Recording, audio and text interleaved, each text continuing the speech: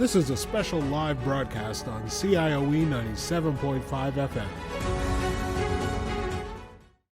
Good evening, ladies and gentlemen. Welcome to CIOE's special coverage of Federal Election 2021, being brought to you live from the CIOE Concert Hall and Art Gallery 97.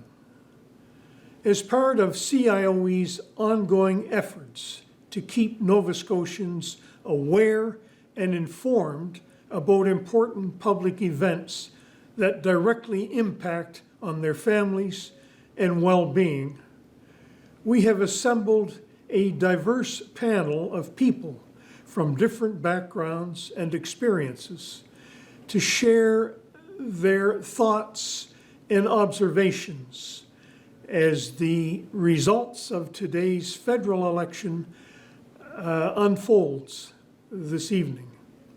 While every election is important, federal election 2021 is perhaps the most critical election in years, as whatever party is successful in forming the next government, they face the monumental task of moving Canada forward from the stubborn clutches of COVID-19 and the devastating impact it has had on all Canadians, our economy, health care, affordable housing, the environment, racial inequality, and many other societal challenges that require action. We wish all candidates good luck and thank them for putting their names forward in this election. So, ladies and gentlemen, sit back, relax, and enjoy CIOE's special coverage of Federal Election 2021.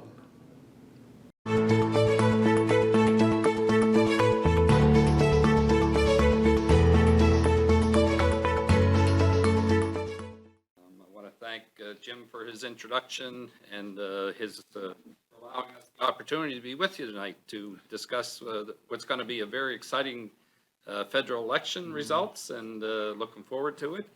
Tonight we're going to have 5 panelists. We're going to have 3 at a time, and then after a half hour or so we're going to switch a couple out, and we'll keep that going for 2 hours. I'm pleased to be joined by, of course, none other than the voice of radio himself, Al Hollingsworth. Welcome, Al. Good to see you. My pleasure. And, of course, Michelle Raymond, my friend and former MLA. Thank you, Michelle, for being here. It's great to see you as well. Nice to see you, too. And, of course, Craig Smith. Everybody knows Craig from the Black Cultural Center, and we want to welcome you here tonight, too, Craig.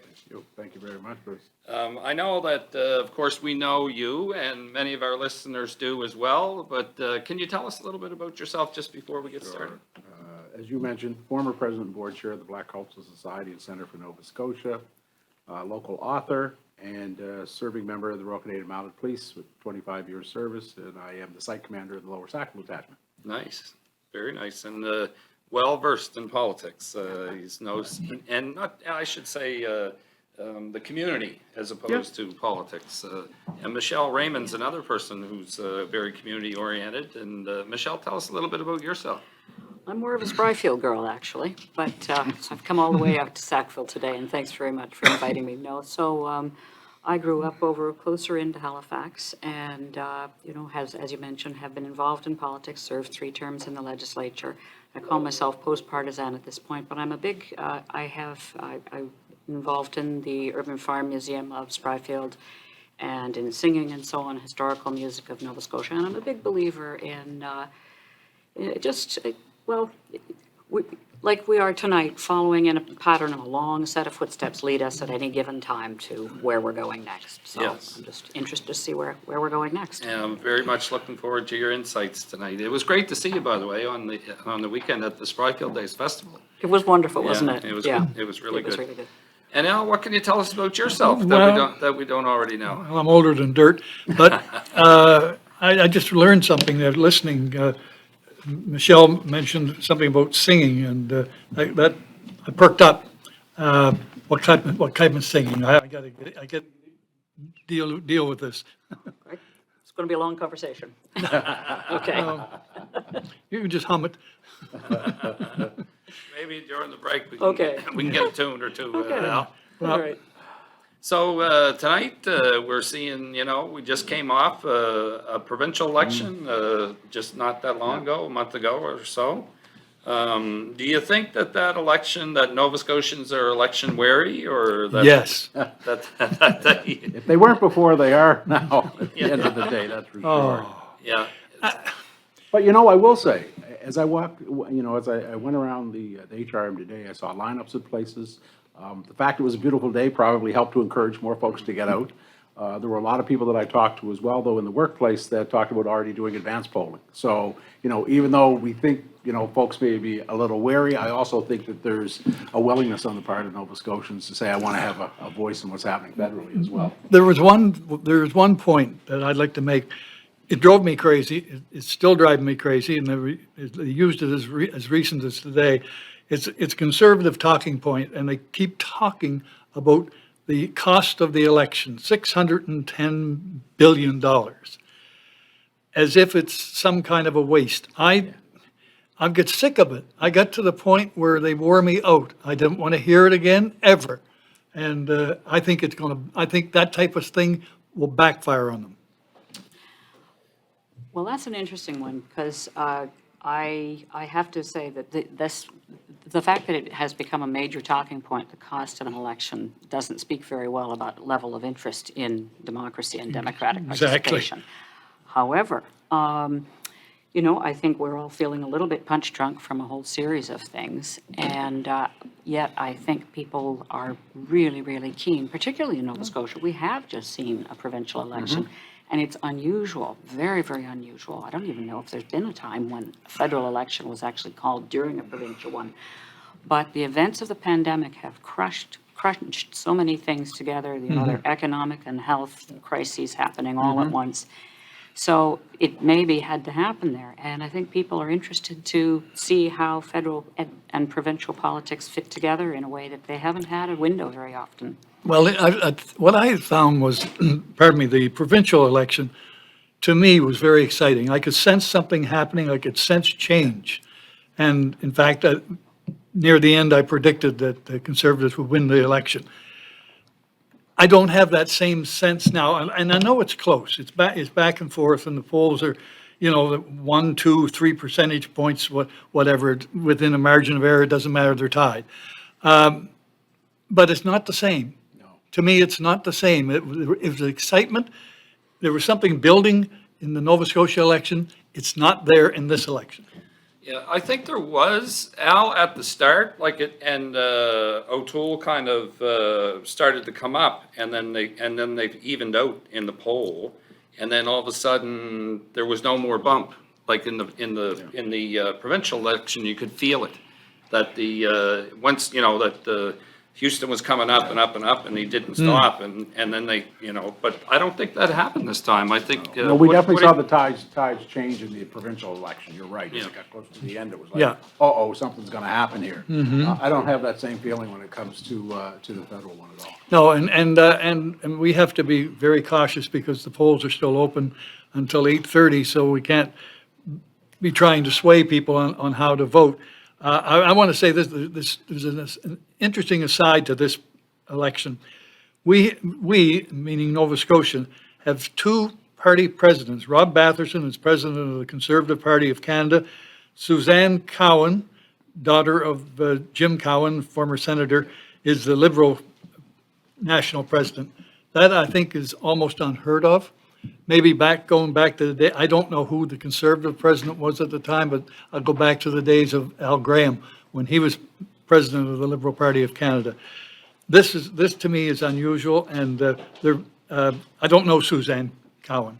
Her father, Jim Cowan, former senator, he retired, I believe he's 79 now, so he retired 4 years ago. He ran against Vince McLean for the leadership in 1986. He lost the leadership, and I stood there and I interviewed him, and he gave Vince his pledge at that point that he was going to run for the Liberals. Well, I've never seen him since.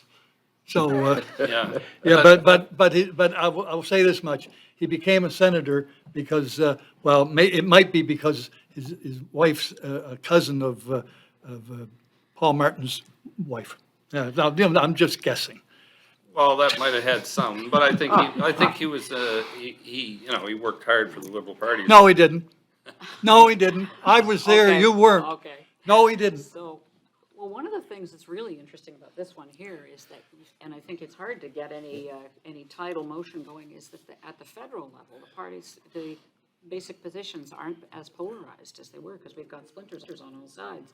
I mean, you've got sort of what might be described as a progressive wing or a left wing or whatever, which has got at least three parties going on, and conservatively, there's at least two and sometimes more. So you've got Well, just a lot of places to put a vote. Well, it is. Conservative, you have the Conservative Party of Canada, you have the People's Party, and the Bloc Québécois. I would have to put them in the Conservative category. So the votes, especially in Quebec, it could go any way of three directions. The Bloc, my projections, I think the Bloc will probably win one seat, and that'll be Bernier will hold a seat. Other than that, they won't be involved at all. The NDP is going to hold the balance of power. And they're going to have 36 seats, on my predictions, 36 seats, so in that ballpark. And they'll have the balance of power. Now, Jasmine Singh said today that he will support either the Conservative or the Liberal parties of Canada. Either one of those form a government, he's going to support them. But the proviso is they have to tax the rich. That will be interesting. Yeah, I wonder what his definition is there. Go ahead, Yeah, Greg. no, you hear the tax the rich, tax the rich, tax the rich. And I think within that, we really have to think of as well as who are some of the largest employers across this country. And so in reality, what does that mean, right? Well, put it this way, I worked for a gentleman who, he had 17% of the shares of the Royal Bank of Canada. You do the math on that. That's a lot of money. And he bragged about not paying income tax. Yeah, well, he should be, that's for sure. There's no Yeah. question Well, about that. it's- And so I think that's, The bottom line, it's not a level playing field. We've got to make it a level playing field for all Canadians. I agree with that. Not the wealthy, not the poor, all Canadians. Yep. Level playing field. Yep. One thing that I'd like to hear your opinions on is the Green Party. Like, I thought. PEI, they could take at least one seat, maybe two in PEI. Yes, but I was thinking, Al, more in terms of nationally, especially after the last. Dead in the water. But I wonder why, like what happened? Tell me more detail about it, rather than just. The leader is just not registered. And she had a tough act to follow. Elizabeth May was dynamite, and people believed in her. And to follow behind her. I did listen to her speak the other night, and I thought she was quite good. I thought she was excellent. She did, She's but she- well-versed in all Yeah. the topics. Craig? Well, no, no question. She's pretty well versed. She's, has two masters, possibly a PhD. I mean, she's a well-educated woman. There's no question about that. You're right, Elizabeth May is a hard act to follow. But the reality also is you're a black woman leading a national party, and you're Jewish on top of it. So, there are also, whether we want to say it or not, there are also some negatives that are going to be seen by some folks within the electorate when it comes to that as well. So it's an uphill battle, and I think much like Mr. Singh over the last couple of years coming in behind Jack Layton, Canadians really want to, I think, whether justifiably or not, want to see people prove themselves over a number of different elections before they start to pay attention to them. Yes. Michelle? I think that's probably, have we? Yeah, I think that's very true. Canadians do want to see people prove themselves over a lot of elections. Annamie Paul has apparently decided to take a defensive posture and see if she can secure the seat, that she would like to represent. And you know, it may be that given the internal forces that are going on right now, it just isn't realistic. And, you know, I think that may be a very sensible position to take. Yeah, I thought for sure that the momentum that around the environment and climate Yeah, change and I all would that agree, was gonna, I thought it was gonna carry her and the party, the Green Party, to much higher heights this time, and I The don't. internal bickering didn't help. The bickering was No, bad. Although I thought that during did her in. the English election, the English debate, I thought she did really well. Yeah. And talking after that as well. And I think too, though, that the Green Party is, you know, they have been in the vanguard of things that are now finally being pretty broadly accepted. I'm not sure that we really see too many people who are contesting that something's going on climate-wise. No, that's right. No. So Well, it may be that, you know, that strength has been diminished. So, The point. the polls close in 11 minutes, and I have to pose a question. Do anyone here, including Bruce, think that any party can win a majority? no, no, I wouldn't, I'd be really yeah, surprised, I would, amazed. Now, the only person that has remained constant in this is the MP in New Brunswick, Dominic LeBlanc, and he's still insisting that they will win a majority. I don't know where his numbers are coming from. I mean, that's baffling to me. I mean, he's been through a lot, and he's a loyal soldier, but there comes a point when you have to be honest with yourself. And I think he's not being honest with himself on that particular. I saw a few, I envisioned a few changes or numbers going up either way, but I don't foresee anything different than what we have right now. I would really love for somebody to get a majority so we don't have to go through this again for. I think that Nova Scotia could be the precursor to what's gonna happen across the country. I'm- If we see a shift. Now, mind you, someone told me the other day that Nova Scotia, that the election ends up just the opposite of whatever happens. Whatever in Nova Scotia does. But, you know, there are exceptions. No, it is, and again, we have to be careful because it's still open, but I think, I'll talk to that after 8:30. I think you're going to see major change in Nova Scotia Yeah? in seat count. I Oh, think you're well. going to see, going to see a big difference. Okay, well, let's talk about that. Which way? After the polls Yeah. close. Well, No, it can only be, I'm not going to say which way because I don't want to be Michelle, seen as Michelle. swaying. Well, you know, somebody. going back, I think it's fairly neutral to talk about the fact of the election. And I think that you know, yes, it has become a talking point that an election is expensive and maybe it's unnecessary. On the other hand, I would say that an election is always cathartic. And it gives people a chance to, if they choose to, vent their spleen, express their opinions, Oh, boy, all the have they rest been of it. venting their Oh, and spleen. they have been, and it's Yeah. been shocking. It has actually been really, really, really disturbing. I know, I told people were, you know, being jeered at outside polls and so on, some of the advanced polls around our area, but it is nevertheless, it is an important part of the process, and it's an emotional process. And again, what we've got right now is, particularly in Nova Scotia, we have a province that has gone through its own set of traumas very, very recently. So we've had the pandemic, we've had locking down, which has been fairly severe, and it's been effective, but it's nevertheless, you know, we've been kind of isolated throughout all this. Had the whole business at Portapique and all the kinds of questions that have arisen.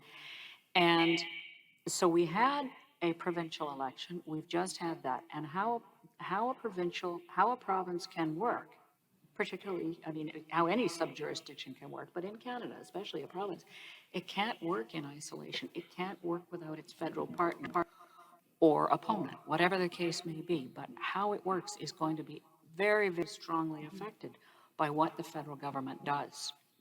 So we've just had this election here in Nova Scotia, and I'm not sure that Nova Scotians are really as upset about this as possible, because it's going to be, it's hard to start doing work and then discover that it's going to be changed on you. So in a way, at least from Nova Scotia's point of view, it may be just as well to have the ground, have the footing established really early in a new mandate and go forward.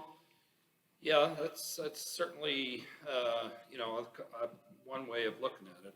I'm not, I tend to think that most people think that he should not have called it, that it was just too early, but that's, you Yeah, know, yeah, that's some of the circles that I travel yeah. in, but Yep, And from all party stripes too, that, you yeah, know. yeah, I think it's all parties, yeah. That, you know, so there is some truth in the fact that it was politically expedient for him to do it at the time. He thought the polls were up. No He- question. He thought Yeah. that, you know, nothing was gonna change. And of course, we've seen that in the Nova Scotia. Conversely, I mean, so did Ian Rankin. Ian Rankin seized the moment because he didn't have to call the election right away. He did it because he felt that he was in a good position to No question. get a And the majority. moment seized him. And guess what? Yeah. It didn't happen. No, that's Yeah. right, that's right. The other, another issue, of course, that, again, I just want to go back to it just for a minute, because I can't figure out why, even apart from the Green Party, the environment doesn't seem to have taken a hold in the way I thought it would. I know that there was some, and, you know, the Conservatives even have gone back to the 30%, so, and I thought that would actually absolutely blow up, but it didn't seem to the way I thought it would. Yeah, I think, well, I think Michelle was right in some respects to the fact that everybody's kind of grabbed hold of something that has to do with the environment. So whether or not that takes a little bit of wind out of the sails of the green now, that everybody's prepared to say, you know, there is some credence to this and we do have to pay some attention to it, may have taken it out of the sails. I think the other piece to this is that, you know, the pandemic itself, so healthcare and the mess of housing right now are also front and center of people's minds. And Yes. so Yeah. therefore, you had a number of different things that were grabbing attention as opposed to just Yeah. that one. And you're right about the environment, but my problem is I think we're too late on it. I really think we're too late, and how are we going to stop global warming now? How are we going to stop it? We've got a situation which you're involved in, Michelle, on the Northwest Arm, a guy by the name of Metledge. He wants to infill the Northwest Arm. Can you imagine? Can you imagine? He wants to infill it. I know where I'd send him. you know, I'd it's send not him back just home him. because the only time he lives in Nova Scotia is in the fall of the year because it's a nice time of the year. He lives Florida, he lives in Lebanon, he lives all over the world, but in Halifax, he plants his feet down for 2 or 3 months in the fall of the year. And he wants to infill the Northwest Arm? I don't think so. I don't think that, if he starts dumping in rocks, I'm going down there and throwing them back on the shore. Well, good for you, good for You know, Al. and the trouble, what's really bad, Al, is that this is not unique. This is something I that know. people do, and Yeah. people have this idea that they will increase their land base or their land area just by filling in the ocean and appropriating it. So this is actually happening all around the coast of Nova Scotia. Well, I'm And disappointed we've in seen that. it other places. Yeah. Absolutely. And I think the Lebanese community Shocking. should in mass, rise up against this guy and tell him the facts of life. He's not about to ruin the Northwest Arm. All right, well, that was a great discussion there. I think we got about 3 minutes left to go before we, I don't want to take up all of the topics. We got, you know, it's quite a time left. Now the How's polls. our 8:30 coming? How It's- many minutes do we We're have? about 2.5 minutes. to, 2.5 minutes, yeah. okay. Exactly, to- it says up there. To the All right, polls can we stay closing. neutral for 2.5 minutes? Stay Exactly. safe. So, you said you were neutral. I am. Can we stay safe, I guess? Neutral, stay safe. Oh, my. All right, so let's start talking about East Francois Blanchette and the block. Now, I know Al said and we'll continue this after the break because I think it's a long enough discussion that we can't finish it before the break. But Al had talked. He doesn't. He thinks he's going to get less seats. I think is what you said earlier. Yeah, he's gonna get 1 seat. Yeah, like that's. That- I can't go along with if that he- at all. If he gets 1 seat, that'll be a bonus to him. He But has- he's gonna cut into the conservative vote. He has And that 10 will now. help the liberals. He You're has talking 10 about 1 seat more that they have right now, or are you talking 1 seat? No, period? 1 seat period. altogether. one seat. He has 10 now. He has 10 now. Yeah. You don't think that Who's gonna lose those 9? the question had any effect on the psyche of the Quebec people during the debate? No. You don't think that's going to have any effect? Not to that point. Or- If or there's the- a bounce there, it'll go to the Quebec walk. Provincially, The BQ. provincially. Well, no, the BQ. The block. The block, yeah. Yeah, well, that's what we're talking about is Yeah. the block. No, well, You say it'll go to the Quebecois. yeah. Yes, Yes. Okay, So so, I'm talking about the People's Party. okay, Oh, okay, section okay. Bernier. PPC, yeah, Yeah, PPC, yeah. yeah. Okay. Yeah, okay, good, okay. I'm glad you clarified that for us. Well, there's no question that the other parties have been trying, to make their presence known in Quebec and to see what they might be able to do to solidify some seats there. So I'm really interested in seeing how that's going to play itself out. Yes, me too. I'm really interested in what's gonna happen in Quebec, because there was a bunch of stuff that happened there just close to the end of the premier coming out, Quebec premier coming out, and so kind of saying a few positive things. But we're gonna go to a break, and we're gonna go to the news, and we'll come back to Quebec when we get back. So I want to welcome Ron James to do our newscast for us. I'm Ron James with the CIOE News Update. The polls are now closed. Canadians have voted for their first ever pandemic election after 36-day campaign. This was the shortest possible election Canada could have had. And why does it feel so long? Well, maybe because nobody really wanted it. Today marks the kickoff for the Progressive Conservatives Speak Up for Healthcare tour across Nova Scotia, where Premier Houston and his health ministers will tour the province, gathering feedback from frontline healthcare workers. The new government is focused on making changes to the healthcare system. Sometimes that was the cornerstone of their recent campaign. Gay Breton University political scientist Professor Tom Urbanek says that the province-wide tour emphasizes healthcare remains and the priority is for Houston's government. The president of Doctors Nova Scotia agrees that recruitment is a big issue facing the province. She says the tour is a good way for government to start its mandate. The Speak Up for Healthcare tour takes place September 20th to 23rd. The funeral for the Amherst family killed in a fire in Millvale last weekend has been set for Friday in downtown Amherst. The service will commemorate the lives of 4 children and 2 adults, and that'll take place at 1 p.m. at Victoria Square in downtown Amherst. R.J. Sears and Michelle Robertson and their children, Madison, 11, Robert, 8, Jackson, 4, and Colin, 3, were found dead in the camper trailer on Sunday. The family has gone there. They went there for the weekend to celebrate the 3-year-old's youngest child's birthday. On Friday, the Office of the Fire Marshal said it had concluded its investigation was recorded as a accidental fire. Nova Scotia is reporting 55 new cases of COVID-19 and 88 recoveries since last update on Friday. 34 of the cases are in the Central Zone, 24 close contacts to previous reported cases, 3 are related to travel, 7 under investigation. 13 cases in the Northern Zone, 11 are close contacts to previously reported cases, 2 are under investigation. 5 cases in the Western Zone, 2 are related to travel, 2 are close contacts to previously reported cases, 1 under investigation. There are 3 cases in the Eastern Zone, all related to travel. As of today, Nova Scotia has 129 active cases of COVID-19. Of those, 8 people are in hospital. When the province walked back the plan to implement Phase 5 of their reopening plan this week, it meant mandatory masking in Nova Scotia schools wouldn't end on September 20th after all. The decision comes after an influx of COVID-19 cases in the days leading up to the beginning of Phase 5. With the community spread in both Northern Zone and Eastern Zone and Central Zone, Phase 4 will remain in place until October 4th, when the province's proof of vaccination program is slated to begin.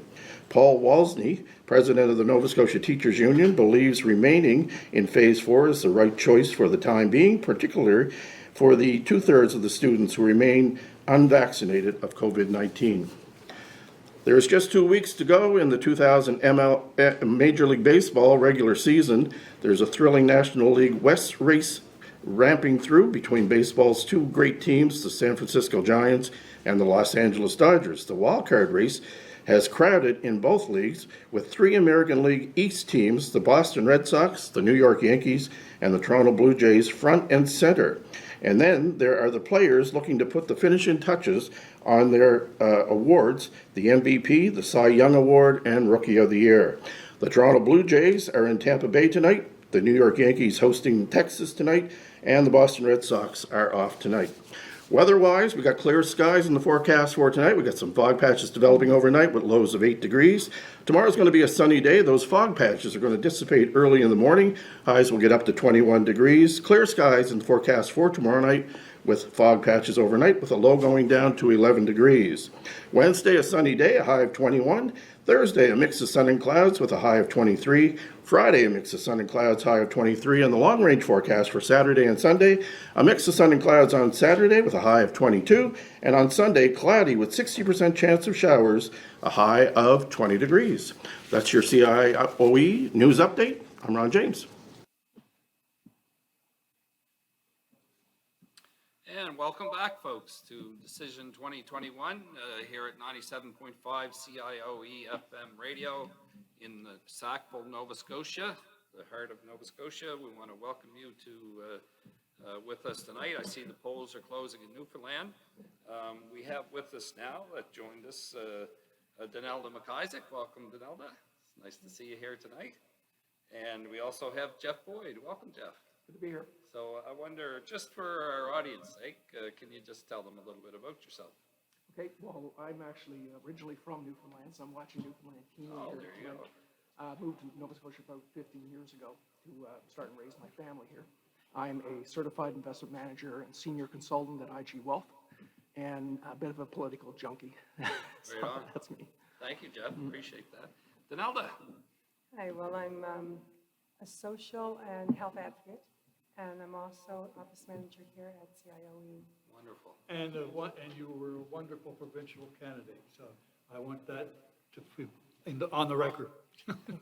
And by the way, Jeff, my son-in-law is from Newfoundland, so I share your pain. Now, Al, be nice, be nice. I'm half Newfoundlander. My mother's from Newfoundland. So, Donelda, you did an excellent job in the campaign, and it's Thank you. always, no matter win or lose, it's a tough go for anybody, and you did an excellent job, and I want to congratulate you for that. Thank you. Yeah, so we were talking about Quebec.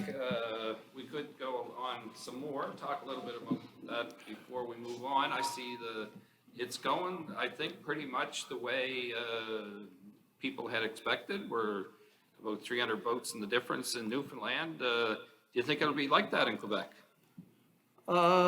Yes, it's going to be back and forth. The question is, the Quebec, the Parti Québécois, or the Bloc, pardon me, I get the two of them confused. But if they can make inroads, if they've scored well from the debates, they could cause the Liberals some concern. But I don't see the Conservative Party of Canada making too many inroads in Quebec. I just don't see it. He's not bilingual. If he is, it's excuse the expression, it's a bastard form of French. But I don't think he's registering with the people of Quebec. We'll see. What about the NDP? No, they're going nowhere. They're going nowhere. They'll do very well in BC. That's where their strong points are. That's where Singh is right now. He's voted in the advance poll, and he's in Vancouver attending party affairs. But no, they'll score well there. They're at the point where he's already made the statement that he's willing to have the balance of power in a minority situation with either the Liberals or Conservatives, and he's not fussy which one. Only point he's made, and I made this in the last half hour, is that he insists that whoever is the government, that they adopt his principle on taxing the rich. And that's going to be interesting because it's, as I mentioned before, it's not a level playing field for Canadians, and it's about time we had a level playing field. I've worked for people, and I worked for one man in particular who had 17% of the shares of the Royal Bank of Canada. Now, translate that into dollars. Al, if their Bloc aren't going to get the votes, and the NDP aren't going to get the votes in Quebec, who's going to get them? Gee, would it be the Liberals? So you think the Liberals? By Donelda, process, can you Can you, Process of elimination, I just gave it to you.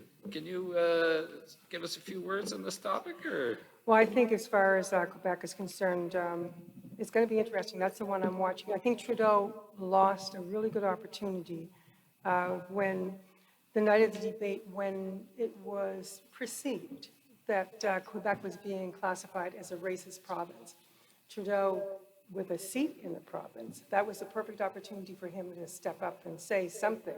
You know, like, I don't think it's positive that this province is racist, whatever. O'Toole jumped in onto it, right? And sort of didn't really do it, but this is where the Bloc is gaining a lot of momentum from that, and Trudeau not stepping up. The other thing is, too, the Anglophones and the Francophones in the province, they're both feeling let down, neglected. So there's a lot going on there. So I think it's going to be interesting, but I do think the Liberals will show strong. Yeah, I'm tending to think that the Bloc are actually going to pick up a couple seats. Yeah, so do I. And the NDP are too. I really don't think that, I don't know that the Conservatives will, but Jeff, what do you think? Well, I was going to say what the Nova said, because I think that was a key cutting point, was the debate when effectively the message to Quebecers was the rest of the country is calling us racist because of the Bill 21.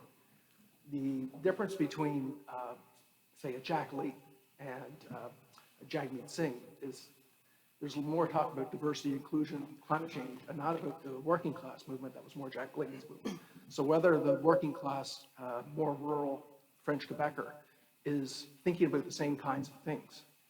Again, Al brought up taxing the rich. I mean, this is the kind of stuff that resonates with working class people. So are those Jack Layton voters from whatever it was 12 years ago? Yep. Are those going to come back out, or are they going to, or is that vote going somewhere else? I tend to think the Bloc are going to pick up more than a few seats. I think there's going to be a lot of splits, and but I don't think the Liberals are going to get those seats. No, I don't. I tend not to think. I tend to agree that it's going to be the Bloc and the NDP that are going to pick up those seats. I have the Bloc down for 25 seats. That's in my predictions.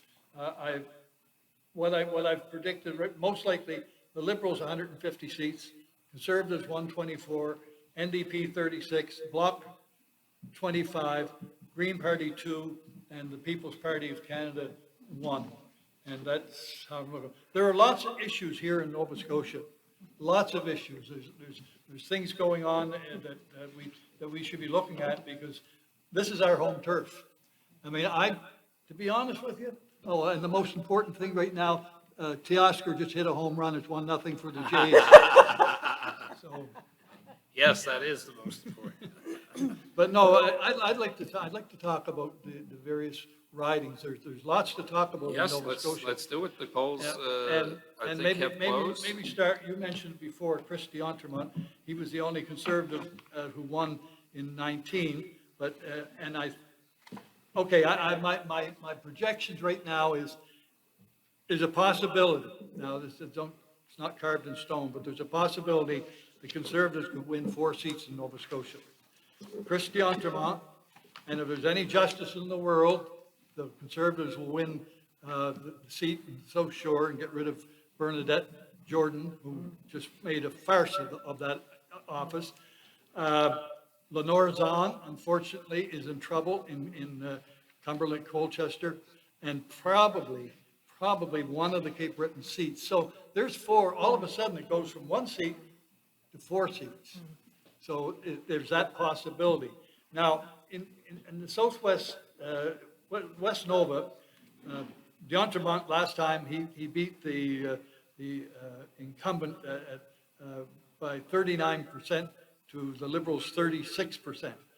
Not a very big margin, but this time he has really benefited from the bounce from what has happened in the dispute down there with the fisheries, and how the Bernadette Jordan has blown it, and that is really going to help him. So I suspect it'll be a close to a romp. There's a new candidate, it's Alexis Chamberlain for the Liberal Party, but I think it's going to be a bit of a romp. I think he'll probably double that, not double, but double the majority.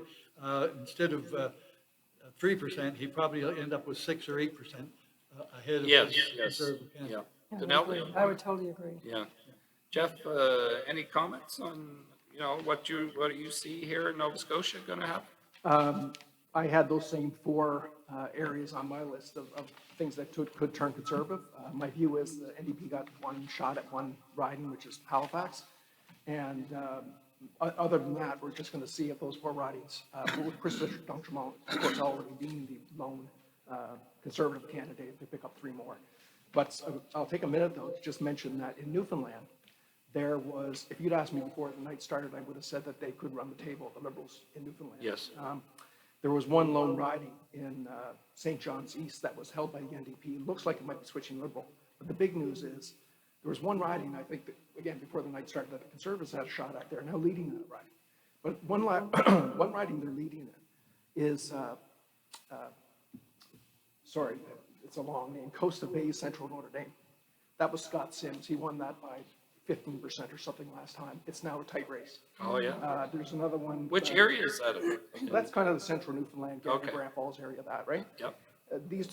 So what we're seeing, we're wondering if it's starting to look a little bit like we saw in the provincial, where we saw those ones that we thought were supposed to be close, races that weren't supposed to be close, were getting close. Yep.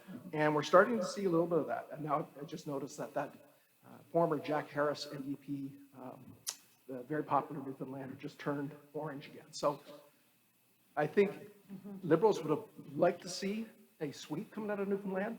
And as it shows right now, they're looking to lose a couple of seats coming out of Newfoundland. Yep. And if that's a start of a trend, and if we see a similar thing across, we're just going to see how much that hurts. I'm pretty sure Aaron O'Toole feels pretty good about the numbers coming in. Yeah, that's interesting. That is interesting because Newfoundland, that's, every seat's going to count this time. So it's. Well, this is the area of ABC, anything but conservative from the Danny Williams era. Oh, yeah. So they were all wiped out. And, Yep. So and there's nobody, the premier there today is not an ABC, or I don't think. So No, that's, and Christia Freeland was there in those districts over the weekend. So they obviously felt either A, they had to play defense or offense to pick up some areas. So Yeah. that's one to watch. She's going to be the next leader anyway. I just don't think people had enough of the issues in this event. in this Yeah. campaign. There just wasn't enough. but There was so much backbiting going back and forth. The issues that really impact people weren't on the table. They were mentioned, but nobody went in depth over them. speaking of the issues, just before we go back to some numbers, one of the issues that I'm interested to see how it plays out this time is the whole business about putting the ministers, the female ministers, out of cabinet because they didn't agree with Mr. Trudeau on a number of issues. And so do you think, Donalda, that's going to have how that is going to play out with women? Definitely. That along with the fact, I think he's also lost a lot of the young vote. I think the young people have become very disillusioned Yes. with him. And, the same ways, none of the leaders on this platform, as far as I was concerned, dealt with how they will tackle systemic racism in this country for Black, Indigenous, and people of color. It's one thing to say everybody's included, but nobody had a platform that really spoke about that. And I think that also hits at the females in the Trudeau cabinet. Yes, and I think that, a lot of the Indigenous communities across the country felt that Trudeau was their salvation, or, Yes. was going to do a lot more than what he did. And I don't know what effect that's going to have this time around. Because. Well, I think it's going to be very interesting because after, 2 terms in, you can only promise clean water So for many so long. times, yeah. Right? And then with the children, finding in the graves, there's just a lot there Yeah. that I don't think, it's going to be hard for him to come through on these ones. Yep. Let's look at the overall picture, because I was so upset with this campaign. There's absolutely no sense of decency among the politicians today. Now, I mean, the odd person is excluded, and yourself, I refer to that, Donalda, you're not of that nature. But this business of turning rocks and throwing dirt, and it got to the point where I didn't want to look at social media, especially social media. They blamed Trudeau for everything except the famine in Ethiopia, and if they had thought of that, they'd have added that too. It's just ridiculous. I mean, it has to get back to some sort of order. Civility. And civility, and yes, what happened with Dr. Strang's host? That, I mean, Totally unacceptable. Craig's back here and taking a break, but the RCMP were there. Arrest them. I mean, find a rule, find a law. Tell them they broke something, they stepped on a rock, but they did something. But let's start dealing with these people. They can't take our world over. And that's the point that's getting to me. It's the squeaky wheel that's getting all the grease. Yeah. Well, we're going to have to get Craig involved, I guess, to make sure he can straighten them out for us. Well, anyway. I did want to come back to Donalda and your comments about the youth, because you're absolutely right. When Justin Trudeau came on the scene in 2015, he was a rock star. He was. You know, he was promising to legalize marijuana and get rid of everybody's convictions. And, you know, it just didn't, and he did legalize it. I think the one point you missed there, he was an alternative to Stephen Harper. And the world wanted rid of Stephen Harper, the world being Canada. And we lined up. I never saw lineups for people for voting like we did in 2015. It was about getting rid of Stephen Harper. Yes, Trudeau had a little bit of shine to him, but nothing. The whole thing was get rid of Stephen Harper, and he was the best alternative. Yes, my point is though, Donalda, do you think that is that rock star shine gone away, or? I think so, and I think he brought a hopefulness. All of a sudden, young people counted, and they felt that they really had a voice. But over a period of time, nothing really changed, you know, and their student debt really wasn't taken away the way it was promised to be taken away. Yeah. So I think all of those things played a part. And of course, you know, we have to look at COVID. COVID has played a big part in how has influenced this election as well. Because for 18 months, governments really came to a halt. So it's kind of unfair in a way. We don't know what would have taken place over these past 18 months. That's true. You know, that's true. So I think, you know, it's easy to be on opposition. Yeah. Jeff, are you looking at numbers there, or you want to share it? You want to share anything with us, or? Well, I always am, but just to focus in on the COVID results, like, I think what happened in the Nova Scotia election is there was no so-called COVID bounce. If anything, some people lost their seats. And again, I said at the time, did that mean that Dr. Strang got most of the credit? Maybe some went to Mr. McNeil, but very little of that translated to party votes in rural areas and things like that. So we're going to wonder now if we're going to see the same thing broadly in this election. Where is there, you know, if we thought there was a COVID bounce when Mr. Trudeau called the election, doesn't seem to be one now. So this is, and then again, the plans to come out of this. There, you know, we saw the frustration in different areas with people with the lockdowns. We saw votes go in different directions than what were expected. And, you know, who's got the plan to come out of COVID means a lot of different things. There's a lot of that is economics. I can go on at length with that, but I think that's what a lot of people are waiting for. I think the pandemic was still the #1 issue for most people. But the other thing is, too, the pandemic isn't the only thing. And when we talk about the pandemic, it overshadows all of the problems that's going on in healthcare. True. And so that's where the problem is, you know, thinking we'll solve COVID, we're going to come out of this. Nobody's thinking about the collateral damage that's followed and all of the social isolations and things that have taken place because of COVID. But Yes. they have to solve it, and that's the problem. Therein lies the problem. The others, everything else can wait. They've got to solve COVID, and it could have been an issue. But I want to look at the South Shore. I've been about South Shore Margaret, St. Margaret's. Bernadette Jordan, she's the incumbent there, federal cabinet minister. To me, she absolutely blew the fisheries issue, along with Lake Pisiquid and Windsor with draining that. It was very interesting in the Cheshire area. There's one street, there was a sign that said, "Vote her out." And she was campaigning on that street in an SUV. And when she was done campaigning, the sign was gone. Yeah. I'm just guessing. Anyway, No, I think there's actually some social media footage of that footage, that the sign disappearing, if I'm not Yeah. mistaken, but. so now, in the last election, Rick Perkins, who was running for the Conservative Party of Canada again this time, he lost to Bernadette Jordan 42% to 29%, sizable margin. Right now, as of today, Perkins is winning the sign war. And he said today, if elected, get this, Perkins in his campaign literature says that he will do what the people want, not the prime minister. Yeah, right. Well, Does he- I know Rick Perkins, and he's Yeah. a formidable person. Yeah, I And- think he's going to win.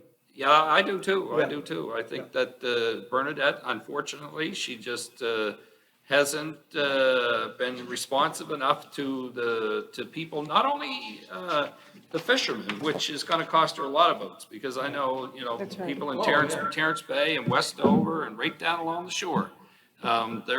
Anyone in a fishing village is not voting for her this time around. There's But still, not only that, but it's just the little things, those, trying to help with the pension, and I don't think she was effective, and I think that's gonna Well, have an effect on it. it's also, it's going to have an impact on Kelly Bloises in King's Hants.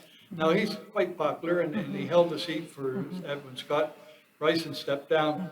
But her handling of draining Lake Pisiquid, right now, it's a mud flat. You drive through Windsor and you look to your left going over the causeway, and it's a mud flat. And people built homes along the lake, beautiful homes along the lake. They're now staring at mud. Yeah, And, and she's done nothing, and they begged her. I mean, Cody Boyce wrote her a personal letter and saying, please do something. Let the water in until we get this issue settled. She refuses to do anything, and that could affect him. Mark Parent is running for the Conservatives, former provincial cabinet minister. Interesting, Mark, in this election, he was going door to door riding his bicycle. Yeah. good for him. Yep, so, environment, do you want to remote this? Yeah, so there, He's an interesting guy, Mark Perron. he's different, yes. Jeff, any updates there? Newfoundland, anybody declared in Newfoundland yet? Well, there's going to be a few people declared. There's a few obvious ones that are going to be, Seamus O'Regan is going to win his seat. Those were kind of known before the night started, but Labrador is going to stay. But like I said, of those 3 or 4 seats, it's going to be interesting. We'll also say that we have the first early results in for Cumberland Colchester, and it's a very small sample. But this is going to be one that's going to be interesting to watch tonight, because this could switch to Conservative. Right now, Stephen Ellis is up. It's only 140 votes in, but he's up basically 43% to 36%. So this one, Lenore Zone, could flip tonight. Yeah, I was up that way a couple times during the last month, and I noticed that he had a lot of signs throughout the riding. Yep. And just when I talked to people at different times, when I stopped, in a store or something, I happen to always try to, engage people, and there was a lot of people who liked him. So it will be interesting And of to course, see. Aaron O'Toole made a big stop there on Friday and had him. Yeah, and that's right. That's a sign that they think they can take that seat. Yep. Well, there's a bit of a problem there. Daniel Osborne, who was the NDP candidate, had to drop out because of his comments about Auschwitz. How dumb was that? Anyway. But I don't think that helps the Conservatives. No, well, no, but my point is this, those people are going to vote. Now, they won't vote Conservative. The last thing that an NDP would do is vote Conservative. But they might vote for Lenore Zahn, who was one of them at one point in Yeah, time. yeah. So I got a feeling that might help her, but I'm still calling that as a Conservative seat. Yeah, it's going to definitely be I think it's interesting. going to go Conservative. Yeah, Yeah. yeah.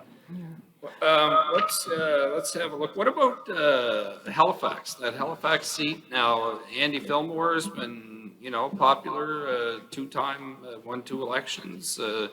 It's been, you know, NDP for a lot of years federally.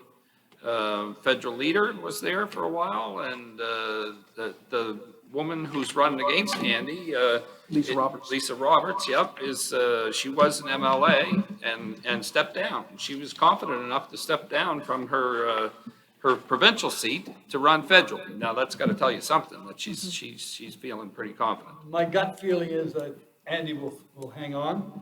I think he's been a very effective member of Parliament.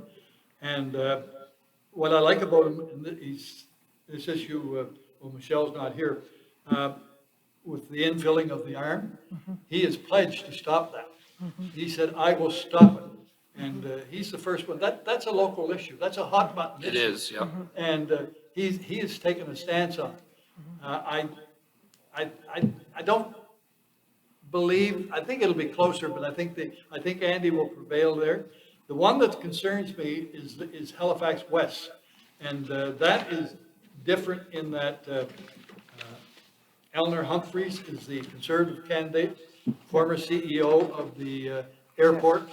Yeah. Very, very capable lady Yeah. against Diab. Yeah. And right now, the word is that the Conservatives could win that seat. Is that right? Because she is a formidable person. She's a very, No question oh, about her it. background is incredible. Yeah. And so that is going to be interesting. What might save it for Diab is if she calls on the Lebanese community, and there's a tremendous Arab population within that riding. The biggest Arab population in Nova Scotia is in Halifax West. And if she can muster that vote, that may save it for her. Yeah, I see she's ahead there by, I don't know how many polls that is, but she's a little bit ahead, 20-something votes. I think she stands a very good chance because she's also very good with the youth. Yep. Like she shows up. She is, She and- shows up with a lot of youth. She shows up at different functions and she's very community. Yeah, I work with Lena a lot because through the Parkview News, and I have lots of opportunities to introduce her at different functions, and I always introduce her as the hardest working MLA in Nova Scotia. She goes to everything. She does. She responds to everybody. She'll talk to anybody. So it's going to be interesting if Eleanor Humphreys can convey her persona enough to overcome that, because Lena is she was a very popular MLA, and if she can spread that across the federal riding, that persona, then she'll do That's why I well. think if she did go down, she's going down to a blue wave. She's not going down to lack of credibility. I think you're absolutely right. Yeah. Because that's Yeah. That's the a only good way. point. Now, that's exactly, nobody's been talking about the blue wave. And if there was a blue wave in Nova Scotia, you're very much aware of that. And if nationally, if it happened, I could sense it. I could feel it in the early days. I think it's dissipated in the recent last couple of weeks.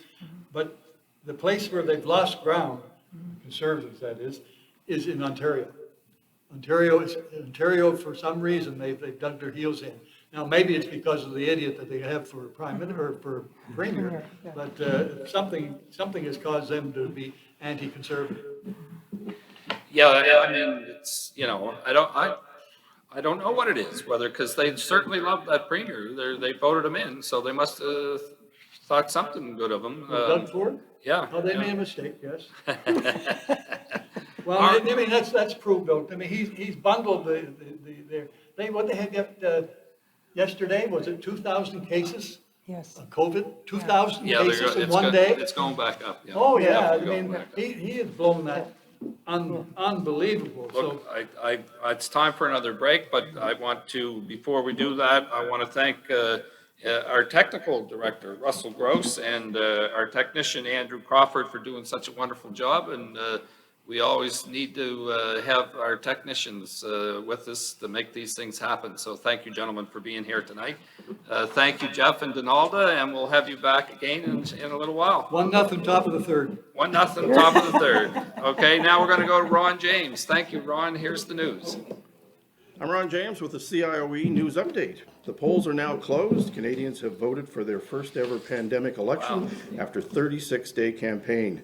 This was the shortest possible election Canada could have had. And why does it feel so long? Well, maybe because nobody really wanted it.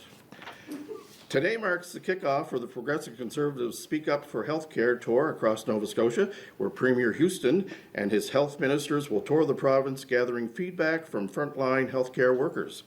The new government is focused on making changes to the healthcare system. Sometimes that was the cornerstone of their recent campaign. Cape Breton University political scientist Professor Tom Urbanek says that the province-wide tour emphasizes healthcare remains and the priority is for Houston's government. The president of Doctors Nova Scotia agrees that recruitment is a big issue facing the province. She says the tour is a good way for government to start its mandate. The Speak Up for Healthcare tour takes place September 20th to 23rd. The funeral for the Amherst family killed in a fire in Millvale last weekend has been set for Friday in downtown Amherst. The service will commemorate the lives of 4 children and 2 adults, and that'll take place at 1 p.m. at Victoria Square in downtown Amherst. R.J. Sears and Michelle Robertson and their children, Madison, 11, Robert, 8, Jackson, 4, and Colin, 3, were found dead in the camper trailer on Sunday. The family has gone there. They went there for the weekend to celebrate the 3-year-old's youngest child's birthday. On Friday, the Office of the Fire Marshal said it had concluded its investigation was recorded as a accidental fire. Nova Scotia is reporting 55 new cases of COVID-19 and 88 recoveries since last update on Friday. 34 of the cases are in the Central Zone, 24 close contacts to previous reported cases, 3 are related to travel, 7 under investigation. 13 cases in the Northern Zone, 11 are close contacts to previously reported cases, 2 are under investigation. 5 cases in the Western Zone, 2 are related to travel, 2 are close contacts to previously reported cases, 1 under investigation. There are 3 cases in the Eastern Zone, all related to travel. As of today, Nova Scotia has 129 active cases of COVID-19. Of those, 8 people are in hospital. When the province walked back the plan to implement Phase 5 of their reopening plan this week, it meant mandatory masking in Nova Scotia schools wouldn't end on September 20th after all. The decision comes after an influx of COVID-19 cases in the days leading up to the beginning of Phase 5. With the community spread in both Northern Zone and Eastern Zone and Central Zone, Phase 4 will remain in place until October 4th, when the province's proof of vaccination program is slated to begin. Paul Walsney, president of the Nova Scotia Teachers Union, believes remaining in Phase 4 is the right choice for the time being, particularly for the 2/3 of the students who remain unvaccinated of COVID-19. There is just 2 weeks to go in the 2000 Major League Baseball regular season. There's a thrilling National League West race ramping through between baseball's 2 great teams, the San Francisco Giants and the Los Angeles Dodgers. The wildcard race has crowded in both leagues with 3 American League East teams, the Boston Red Sox, the New York Yankees, and the Toronto Blue Jays front and center. And then there are the players looking to put the finishing touches on their awards, the MVP, the Cy Young Award, and Rookie of the Year. The Toronto Blue Jays are in Tampa Bay tonight, the New York Yankees hosting Texas tonight, and the Boston Red Sox are off tonight. Weather-wise, we got clear skies in the forecast for tonight. We got some fog patches developing overnight with lows of 8 degrees. Tomorrow's going to be a sunny day. Those fog patches are going to dissipate early in the morning. Highs will get up to 21 degrees. Clear skies in the forecast for tomorrow night with fog patches overnight with a low going down to 11 degrees. Wednesday, a sunny day, a high of 21. Thursday, a mix of sun and clouds with a high of 23. Friday, a mix of sun and clouds, high of 23. And the long-range forecast for Saturday and Sunday, a mix of sun and clouds on Saturday with a high of 22. And on Sunday, cloudy with 60% chance of showers, a high of 20 degrees. That's your CIOE news update. I'm Ron James.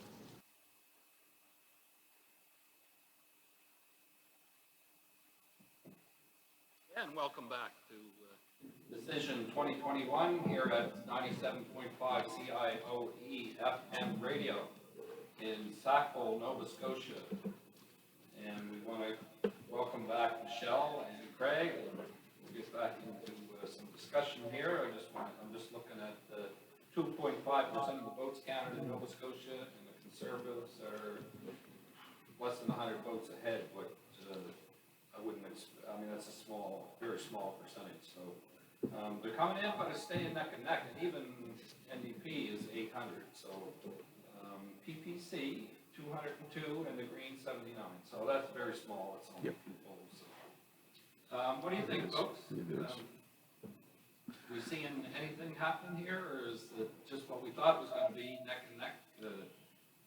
What do you think? Michelle? I think it's just really too early to say anything. Even Newfoundland actually is sort of fluttering back and forth, the central area. I mean, the coastal areas are like the West Long Bay, Long Range Mountains, and Bonavista, Burin, Trinity. They're fairly solidly liberal, but the center is, going back and forth liberal. So it's really, even Newfoundland is not as, we're not seeing much there. Yeah, that seat that Seamus is in, they're pretty much expecting that to stay, Yeah. his. Yeah. But you're right, there could be a few other in the interior that might change. Yeah, so, yeah. And I hadn't realized, actually, so all the local special ballots are not even going to begin to be counted until tomorrow, apparently. So that's a huge amount of That's the material. advance poll. Yeah. That's the advanced material. I Yeah, think that's it's a lot of 6.8 million material. in advance polls. Lordy. Yeah, Yeah, well, we might be a couple of days finding out who wins. it could be, I hope you got a lot of sandwiches. it could be, it could be definitely, well into the night and into tomorrow, for sure. Yeah. Yeah. If it's very close, yes. Then it's gonna be very close. There's an interesting one, Sackville Preston. Yeah. Daryl Sampson is the incumbent. Don't know Angela Conrad that well, but I hear that she is well-known in the community. But do you folks know? Well, Angela, I didn't, I had a text from Jim David. Jim is the head of the Conservative Association in Nova Scotia, executive director. And I just made the observation. I said, well, I haven't had her, she wasn't at my door. I have no way of judging her. I mean, I want to meet all the candidates, especially the ones from the main parties. There's, to be honest, there's three candidates I wanted to meet. And Daryl Sampson came to our door, didn't say, just put a thing that rang our doorbell and ran. She never showed up, and the Conservative, or the NDP candidate never showed up. But so I reached out to Jim David and I told him that. And within 5 minutes, she texted me and said, look, I'm sorry, Bob, I have 71,000 doors I've got to try to get to. I won't get to them all. And I said, good, I'll look you up. I'll research you. Thanks for getting back to me promptly. And that was it. That's the only contact I had with her. So, but she is, the Conrad name in Dartmouth is a well-known name. And that may score well for her. But my reading so far is that Daryl Sampson will hold on to the riding. It's going to be tight, but tighter than it was before. But I think he will hold on to the riding. Remember, this is the guy who beat Peter Stauffer. And I recall right in this room, or maybe next door when we were there, Daryl was walking by me, and this was like 2 or 3 days prior to the election. And I said to him, I said, oh, by the way, Daryl, I said, good luck. I said, the first time around, I said, sometimes you get established, and then that really makes it good for you the second time. And he stopped and looked at me, and he said, I'm going to win. and okay, and he did, big time. So, I'm not writing him off. No, and he gets, I look at Daryl, and he's out at everything. I know you mentioned that earlier about Lena at Diab. Daryl's out there at everything, and has definitely made his face well-known. And if he can get, those folks that do support him out to the polls, and you're right, I think he's formidable. It'd be a hard one to. Yeah, and there's a big French population, Acadian population, I should say. Yep. Within our riding. True. And I think he plays well to that. And No question. he was superintendent of schools for the French? Yes, I think he was superintendent of schools for the. CSFA. Yeah. Yeah. So, that will help him a lot. Yeah. That would bode well for him. And he's a very personable guy. Yep. And the thing that he's really got going for him is he's been advertising in the Parkview News right from Yeah. the very beginning. No, he is a wonderful person. No, well, he's used this station too with his ads, but, no, I think it's gonna take a lot to knock him off.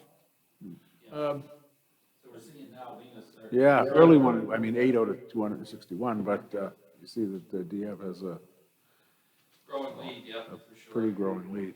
Is there any topics that come to mind that you'd like to bring up? Anybody? I know we talked, one thing we didn't talk about a whole lot, we touched on it a little bit, is the affordable housing. It's a big issue here in Halifax, for sure.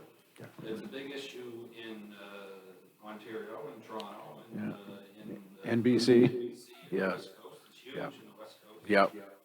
What is the answer to Michelle? Can you? Well, I have been an advocate for a long time for a federal housing policy, and I think that the only way that you're going to get, consistent affordable housing across the country is if you have a policy that makes sure that you don't just end up moving speculative investment from one place to the other, because I always say it's like a finger on a grapeseed. As soon as you make it more difficult to speculate in one center, it just moves to the next. And I mean, I hear stories about, the increasing difficulty in finding places in Peterborough and some of the secondary markets outside of Toronto. As soon as Toronto made moves to make speculation less appealing, those were the places life got difficult.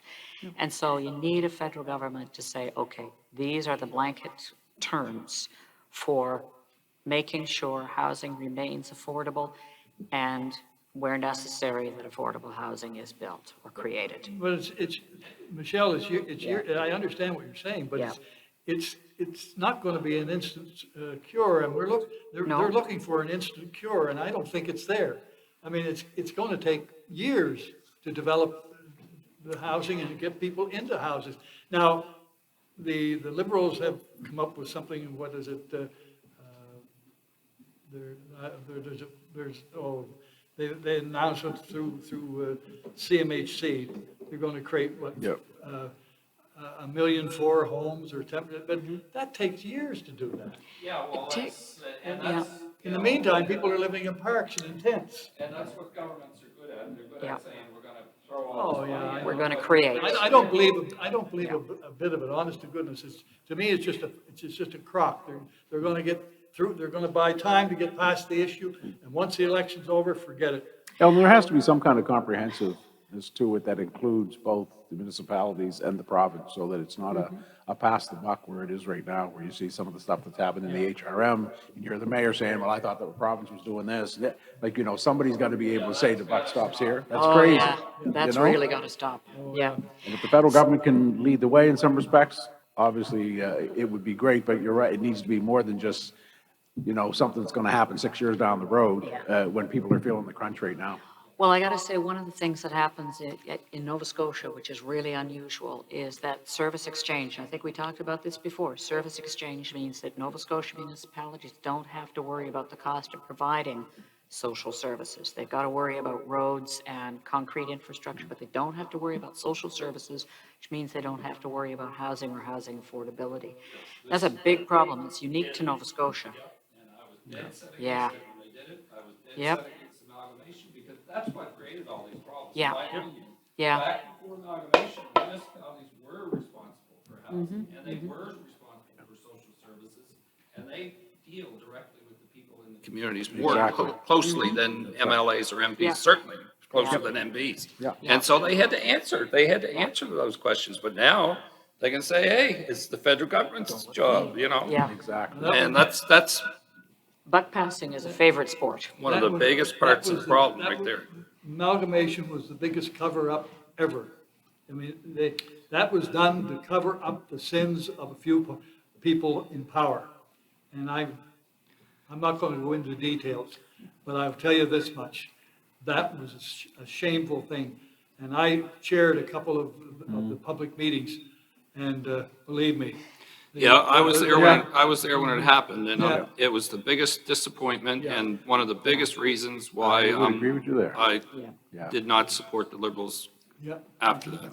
It was disgraceful what happened. But anyway, you're right, There you go. It's, Yep. There's- But, Yeah, you So- see Bernadette Jordan there, she was, Perkins she's to falling head of behind a Jordan. little. Yes, a little bit. all right. Not enough. it'll be interesting to see if that goes like that for the whole night.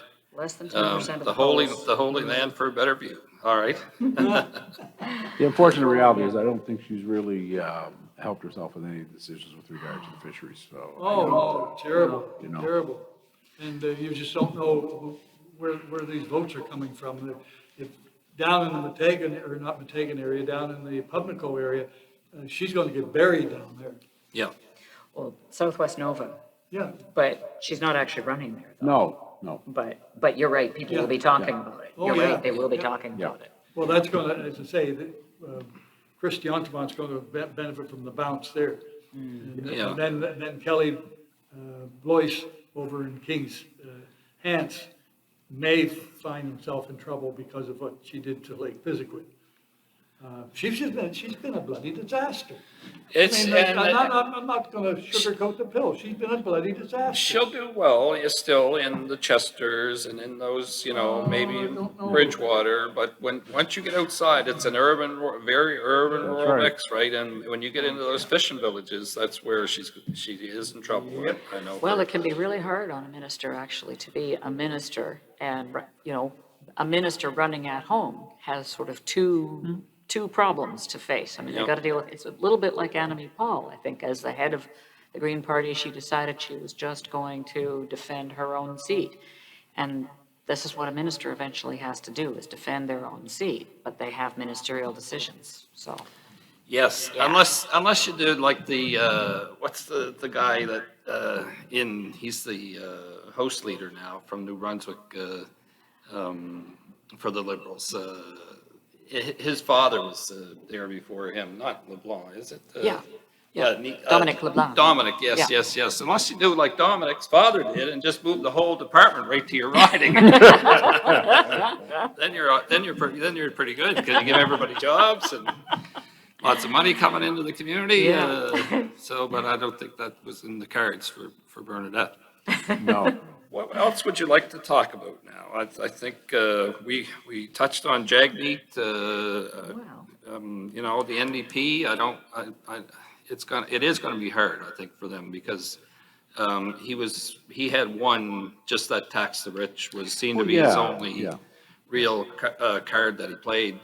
Go ahead. I would have to Craig. say this, he'll never, in my mind, Jagmeet will never be prime minister. In fact, I'll be surprised if he lasts after this election. I think he's going to have to face a leadership review, and I think the knives will come out. And that's the bottom line there. I think his time on the throne is going to be short-lived.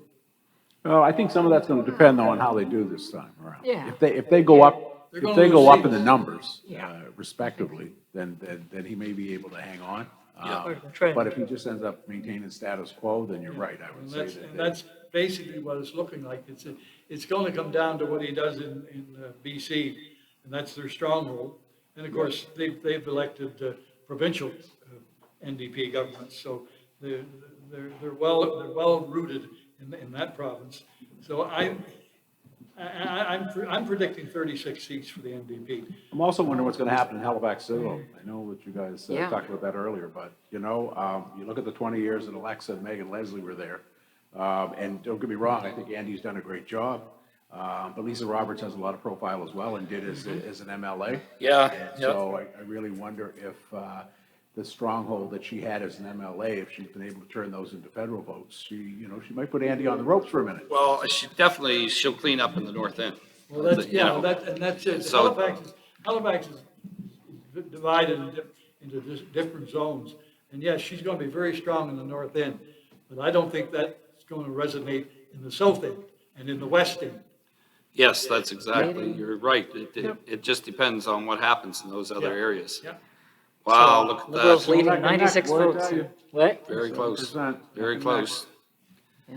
7 out of 186 polls. So the big question for me is really when we're going to know just what the turnout has been at the, today, and how that compares with all those advance votes. Because again, there's the pandemic factor. A lot of people didn't want to be at the polls And in today. comparisons to the last election. that we had. Yeah. Yeah, well, I Yeah. mean, in the provincial, I mean, it was, people came out and voted. Yes. So it'd be We also had a interesting. record number of advance polls as well in the provincial, right? That's true, Yeah. that's true, yeah. And what that split's going to be. So tonight could be. And also, don't forget, within the provincial one, there was a sense of change. People wanted change, you could feel it. And I'm not saying I had that sense, but I could feel the sense of change. So that encouraged people to get out and express, and vote and exercise their No question franchise. there. So I think that was a big factor. I don't see the same thing in this election, not the same. And all the negativity, to me, that just kept turning me off. I mean, I couldn't abide it. I didn't look at social media. The ads on TV, they were disgusting.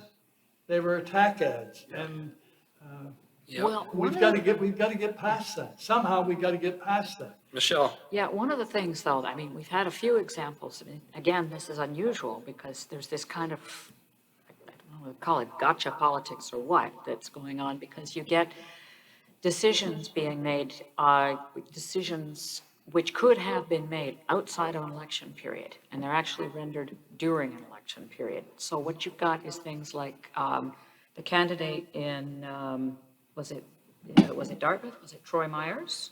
Is that Yes. Dartmouth? Yes. Troy Myers, Yes. okay. Yep. Yes. So, somebody has known about something for 2 years and decides to make it public on social media when there's less than 24 hours for it to be either redressed or for a substitute candidate to be put in. So there you go. It's a no candidate thing. Something similar was developing in Santra Nova within the last couple of days. There were, calls for a candidate to resign because of things that had been said sometime before the election period. You have the issue of Jody Raybould Wilson publishing her treatise about Yes, Trudeau yeah. During the election period. Revenge. It was simply- Yeah, it was simply revenge. so there was a whole lot of new mechanisms for actually, putting something down and detonating it during an election period. She controlled the launch of that book. And for her to launch it just days before the federal election, that told me more about her than it did about Justin Trudeau. Well, it certainly did look like revenge, no question about it. But is it fair? Would it be fair to create, a law that says you can't do that? What do you think about that? That's, because it certainly destroyed the guy in Dartmouth. Yeah. Yeah. Whatever chance he had, he was cooked, his goose was cooked. But and- this all speaks, I think, to sort of popular judgment as opposed to, our standard formal judgments, right? I mean, if all those things were on the table, if they had been, for instance, vetted by parties beforehand, Yeah. that would be one thing. In the Raybould Wilson case, I mean, that was just something that she had the ability to do and therefore did. Yep. I think we probably saw something a bit similar in the, a little similar in the provincial election when that Owl's Head decision came down, not because it came down then, but because the judge who rendered it said, well, if you don't like it, go vote, which is kind of an odd thing to say during an election. Yeah. So there is this sense of, there's a lot of extra electoral things that can be brought into the electoral period when there's just no time to address them. Yeah. Yeah, I thought that, she had all kinds, Judy had all kinds of time, Raybould, with the book, had all kinds of time to, and why was it necessary in the middle of the election campaign for the judge to render his decision in the Owl's Head?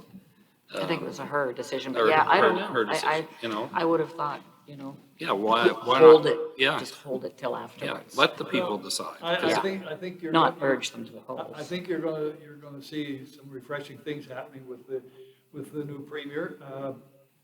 Just the fact the other day, he had his health minister with Dr. Strang to do the briefing. That's the first time. He never ever put Deloria out there. I mean, that would, probably would have sent votes over the hill. But anyway, I thought you were going to say with the new prime minister there for a minute. We're going back to 3 weeks ago now. He is doing some things, and he's reestablishing the Public Accounts Committee. So, I mean, I know we're in the provincial politics at the moment, but there's signs of good things happening. And as long as he continues in that vein, I think we're in good shape. Yes, I do too. I think it's necessary. Those things are necessary. Yeah. People deserve to be able to air their opinions Yeah. in those formats, and to shut them down is, in my opinion, like, I agree with you. Like he That's- said, it's not right. this business of Rob Strang, come in front of the legislature, come in front of my office, protest in those sites. You have the right to protest, but do not go onto somebody's lawn and start acting like thugs. Yeah. And that's what they were, a bunch of thugs. I mean, I got a boot that I now like to place them. Now. To bring it back around here. Well, the boundaries are getting muddy, let's put it that way, getting really muddy. You know, There we go, Daryl is up. it's the NDP that's running behind Daryl Sampson Yeah. closely, not the Well, Conservatives at this point. he's It's got early. about a 200 vote lead. Exactly. I mean, it's really Yeah. early, but still, you know, It's neck and neck. yeah. And I want to give Bruce McKinnon credit. The other day, he had a wonderful cartoon of the People's Party leader and Jagmeet Singh? Aaron O'Toole. Oh, No, sorry, okay. Aaron O'Toole, pulling on the lunatic fringe. And I thought, did he ever capture it? Because He's good. yeah. I think after the break, we're coming up to another break. We're almost there, I think, maybe within a few seconds. Thanks again, Craig and Michelle, for being here tonight. And it's just always so engaging, and I always am so interested in hearing your opinions on these issues. I think maybe if we can, our technician can maybe bring us up some of the Cape Breton areas ridings after the break, and I want to welcome Ron James back in for the news again. I'm Ron James with the CIOE News Update. The polls are now closed. Canadians have voted for their first ever pandemic election after a 36-day campaign. This was the shortest possible election Canada could have had. And why does it feel so long? Well, maybe because nobody really wanted it.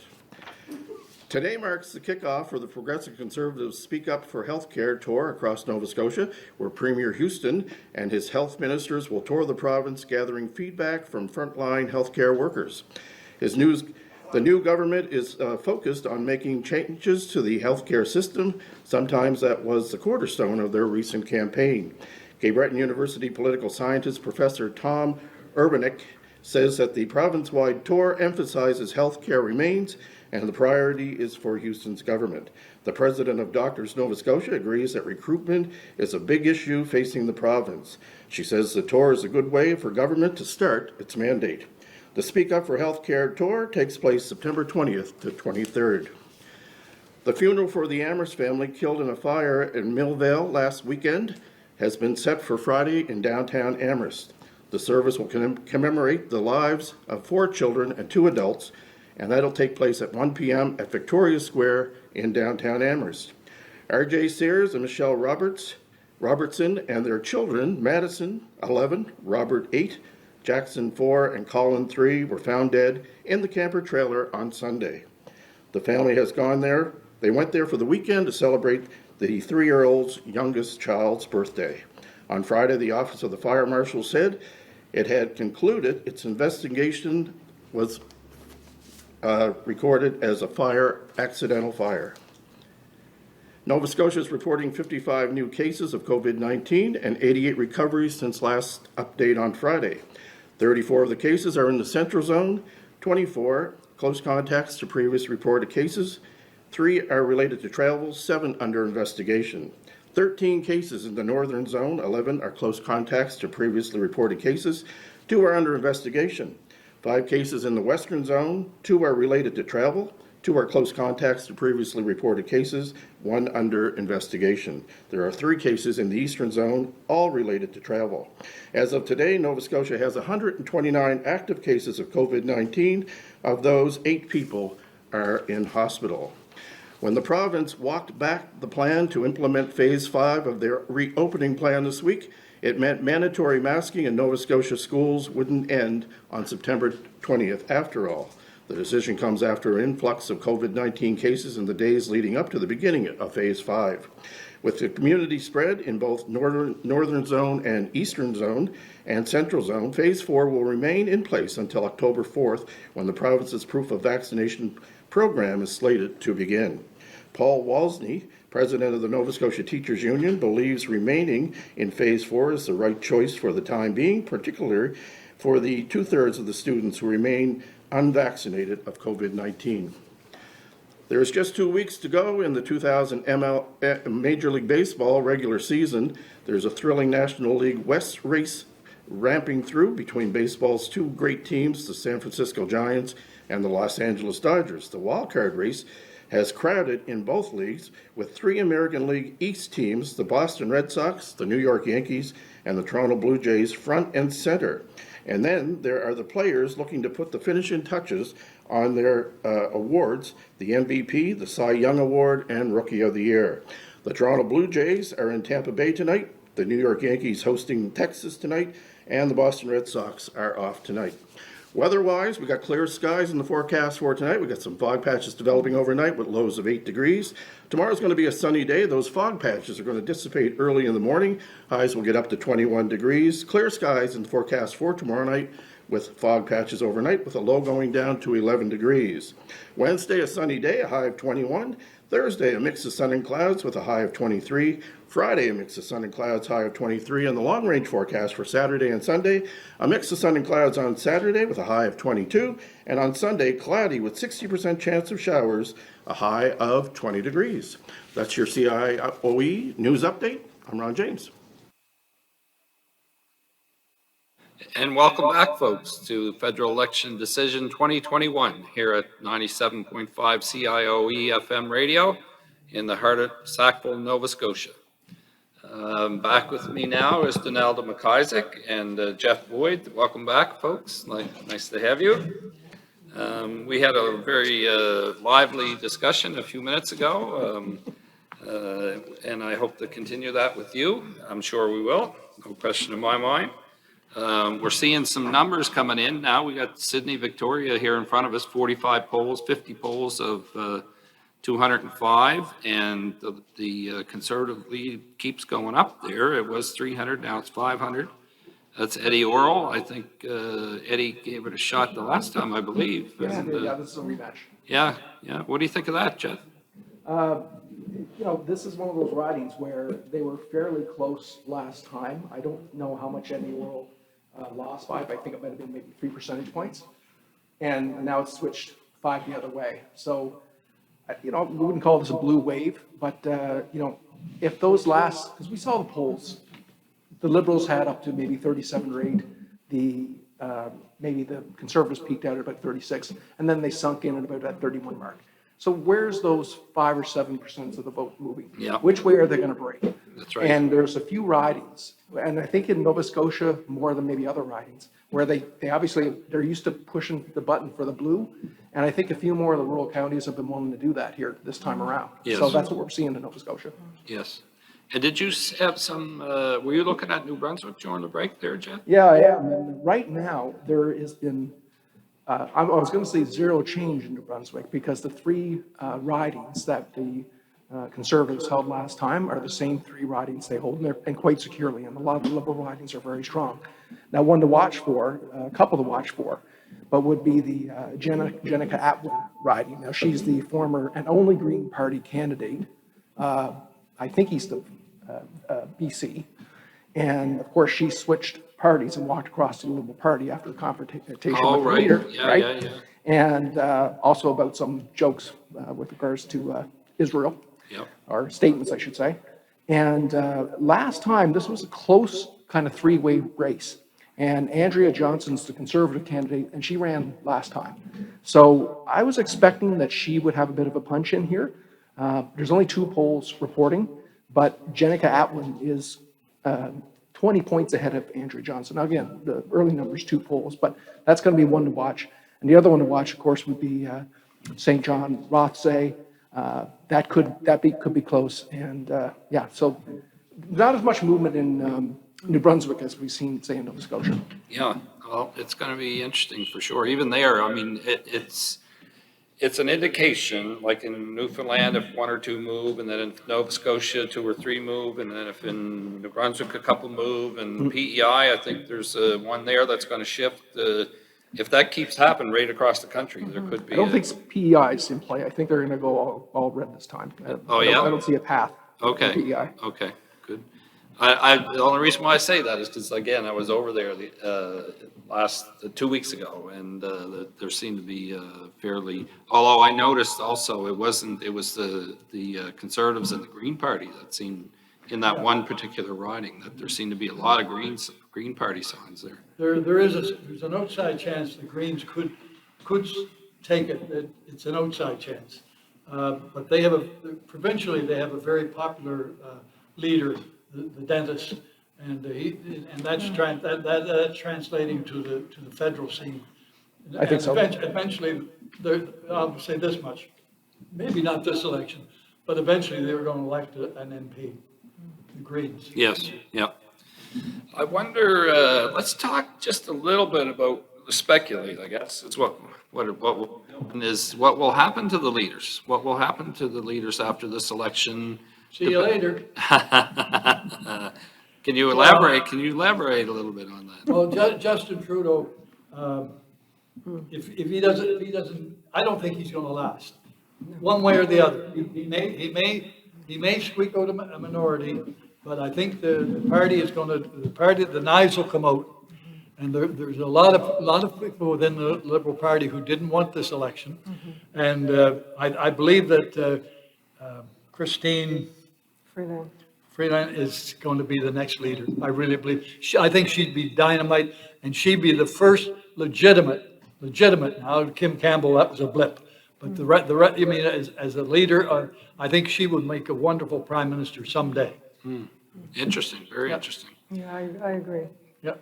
Well, she doesn't have the baggage, I think, that Trudeau's carrying with him after 6 years. Well, Yes. you know, let's She certainly doesn't have to justify herself being a feminist, I don't think. no. Let's be honest. I mean, we talk about Trudeau, and we talk about his father. Now, I was fortunate in my journalistic career. I interviewed Pierre Elliott Trudeau on 3 separate occasions, and I'll tell you this: I was warned going in, and I found him to be a complete gentleman, and I was prepared. You don't interview Pierre Trudeau and you're not prepared. Yeah, I was prepared, and I have found him to be a complete gentleman. He was cut from a different cloth than his son. His son is more like his mother. I'll be bluntly honest. That's the problem. Yeah, well, and Pierre was more of an intellect. He brought in the Charter of Rights and Freedoms, was, a major feather in his cap for a lot of people across the country to do that at a time when we really needed something. And he cost me my job. Well, that's unfortunate. No, it's a strange thing to say. In 1979, when Joe Clark made the mistake of, anyway, they called a federal election, and Pierre Trudeau came back to win that one. But anyway, I was the managing editor of the Sussex Record, and I got a call on a Sunday night from the press secretary for the Prime Minister in Atlantic Canada, Arnie Patterson. And Arnie said to me, "How would you like to interview the Prime Minister tomorrow, or the leader?" And I said, "Yeah, I'd love to." He said, "Well, can you be at the Admiral Beatty Hotel in St. John, blah, blah, blah." He's speaking there. So I met him in the kitchen. And we went off to one corner, and I interviewed him for about 15 minutes, 20 minutes. And I had a photographer there, and she took a picture of it. And anyway, so then I drive back to Sussex. And the owner of the paper was Mitchell Franklin. And Mitchell Franklin was a real buddy of John Diefenbaker. And in fact, he was an honorary pallbearer at Diefenbaker's funeral. So he walked in, I walked into the office, and he was sitting in my chair. And he said, where have you been? I said, I was in St. John. He said, what were you doing? I said, I was interviewing the leader of the Liberal Party. Yes, and he said, what are you going to do with it? I said, it's going to be on the front page. When's the last time we talked to the leader of the Liberal Party in the Sussex paper? He looked at me and he said, not in my paper. This is a conservative paper. Wow. And I said, well, no. I said, it's a newspaper.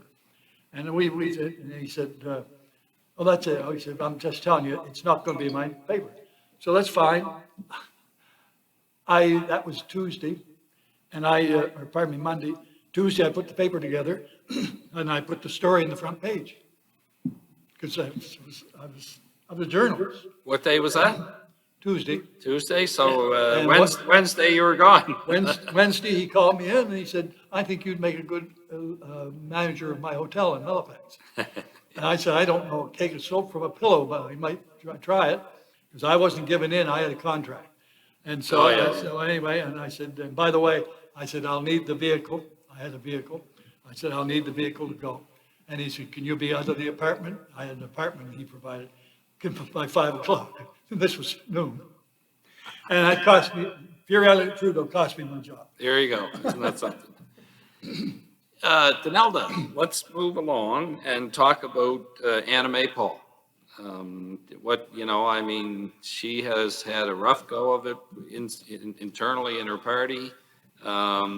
Is she there after this election?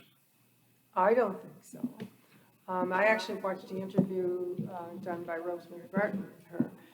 I think one of the problems here is that you have a leader who has no problem saying that she really doesn't want to stay on as a leader after the election.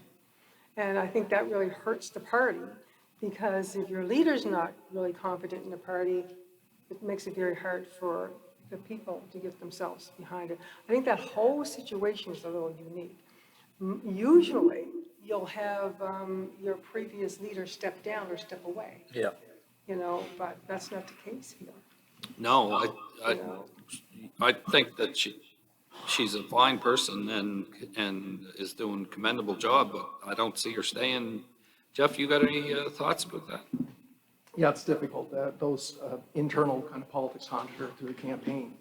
I think one of the impacts that she actually had on the contest was that I thought she handled herself very well during the debates. Mm-hmm. Yes. And very powerful moment when she named Jody Wilson-Raybould and Jane Philpott in the debate. And that was just, you could feel the shivers going down Trudeau's back when she was making these strong statements about being the only female candidate up there and making statements towards Trudeau. And I'll take the opportunity right now to insert a little thought, because one of the most uncertain voters, the undecided voters, is the female vote around the 905 region. So I'll debate this with Al if he wants, but how that vote swings in the 905 in Ontario does the relentless kind of attacking on Trudeau for his record with women, we'll call it, and thinking about Freeland as well, like as a next leader, would have credibility on that issue. Yeah. I just would like, that she made an impact on the campaign. I thought she was, it just was one of those things. Yeah, How she stumbled I totally agree with you. He had an opportunity there to just take it on the chin and say, I made a mistake and it was a difficult thing to do, but it's a party thing. Yep. But instead, he demeaned her by saying, demeaned her. I'm not taking any lessons from you. I'm right. sorry. And that I don't think Trudeau won any female votes with that interchange. Yeah, I don't either. Rick Perkins has a 1,000-vote lead right now in Yeah. So Shore, St. Margaret's. Yeah. See you later, Bernadette. Yeah, I think he's going to take that. You called that one out. Yeah. 85 polls I out of think that was an easy 270. call Yeah. on that one.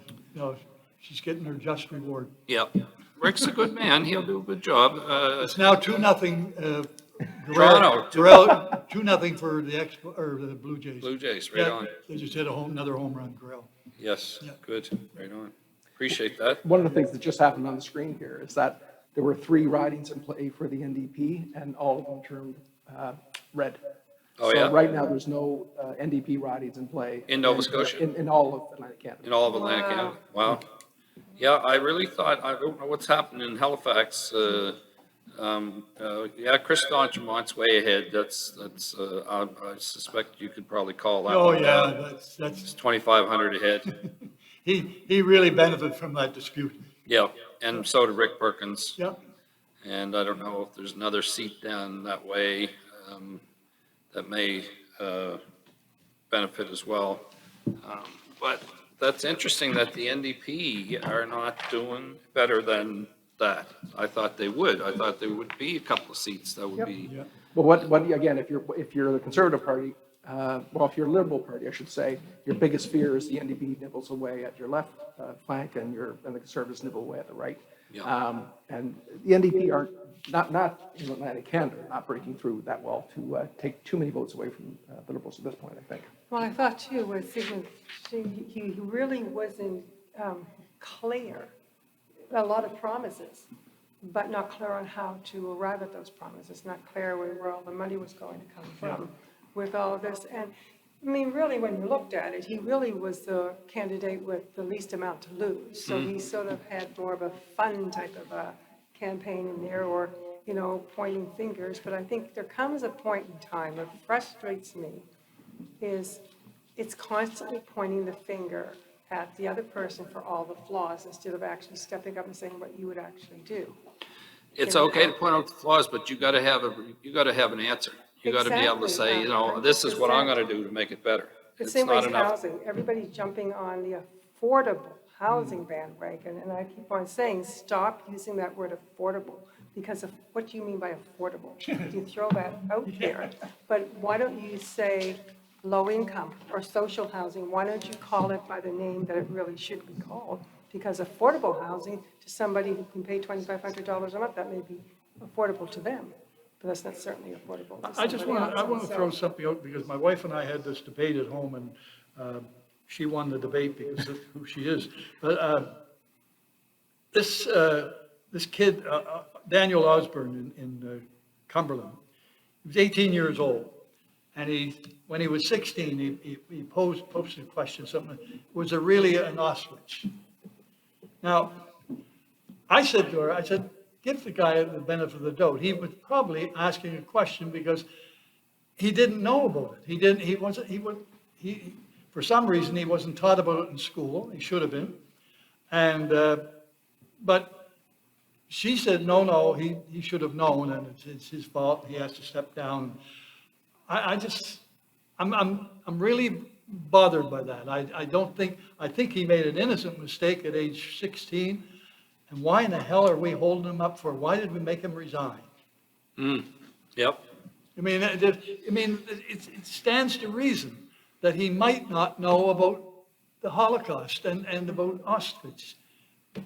I mean, that's. Yeah, I don't know about that. I don't know if I can buy that one, Al. If he was living under a rock, maybe, but it's pretty hard not to know about that. That's.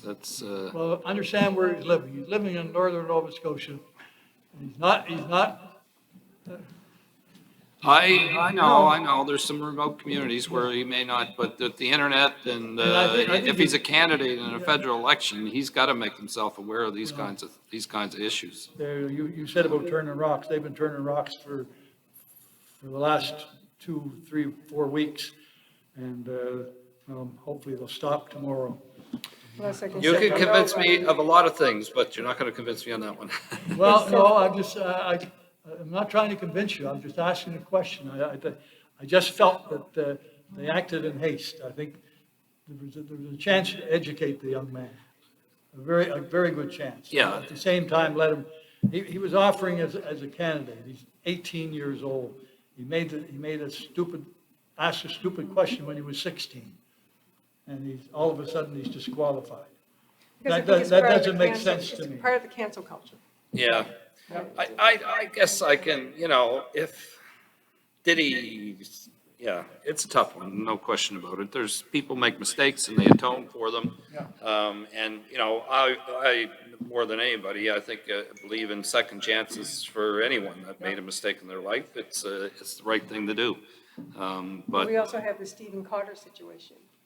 in Central Nova, where he made these comments. Yep.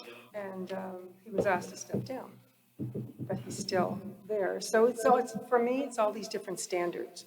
O'Toole asked one of his female candidates in Ontario to actually leave for almost the exact same thing as Cotter, which he hasn't addressed.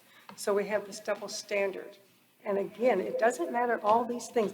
It still takes away from dealing with the issues. The further we do these, the more arm's length we can stay from dealing with the issues that really impact people. Yeah. And this is what this election should have been about. Yeah, I agree. It should have been about, especially with COVID. Yeah, that's for sure. Jeff, I think there's been a few, in Nova Scotia, a few seats that have been declared. I don't know if my friend in my ear can just run those through me again. Lenore Zahn's gone. Yeah, I think Lenore is, I think she's gone. I think, what's the other one? Rick Perkins is, they declared Chris D'Entremont, I'm sure.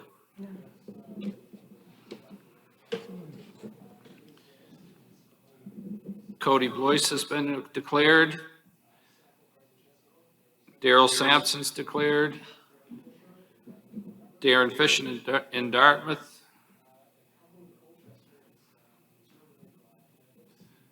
And Cumberland Colchester, Stephen Ellis. He did win that seat, and that was that Lenore?